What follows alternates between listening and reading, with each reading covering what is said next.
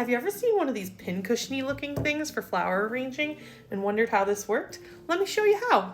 First thing we'll do is place our flower frog in the bowl and then fill it with water. This is really cool because you can use a shallow bowl because really just the ends of the stems need water. Because my bowl is asymmetrical, I'm going to create an asymmetrical design to mimic the shape. I'm going to start with two extremes. I'm going to create some taller flowers over here and then have some cascade down. So I like to use a knife and then just trim them to the length that I'd like them. And then you can just place them right in between the frog. I love calla lilies because you can shape them. If you just casually take your fingers and gently arch it, and you just want to do little movements repeatedly. So you don't want to bend it all at once because it will break. But if you kind of just take your hand and gently squeeze between your fingers, you can create an arch shape with the flower so it's not as straight. And I really like to do that with these flower frogs to kind of just have a little bit of a cascade.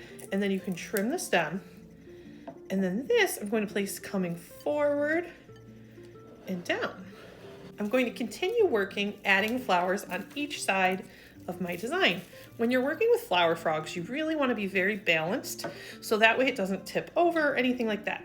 You can glue them to secure them in place if you need, or use one with a suction cup, but just working the balanced is going to keep your weight visually as well as mechanically balanced. So if you want to make sure that it's visually balanced, might as well just make it mechanically balanced too. I'm adding some taller flowers on this, my right, probably your left side of the arrangement. And then I'm also going to put these lower flowers coming down the other side. You'll notice I'm kind of leaving the middle open for right now. I found it works really well with the flower frog to kind of work from the outside in and then fill in your middle pieces, just to give you an idea of what I'm working with. I'm going to add a tall flower over here. I'm going to have this be a little bit more to the back side of the arrangement.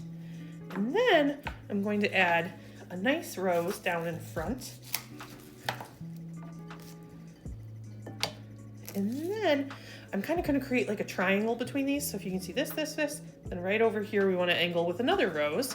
Now, I like roses because they have a lot of nice visual weight and they're a nice focal flower. So we're going to target for right about there. And just trim that like that. Now we can fill in. So I worked those outside areas first, and now I can just fill in between my arrangement with some additional accent flowers.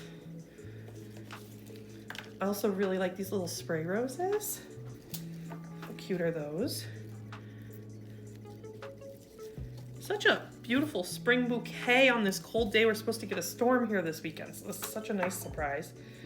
These flower frogs are really popular for their loose, airy designs, but I still like to fill in a little bit in the back and make sure that everything's balanced all around.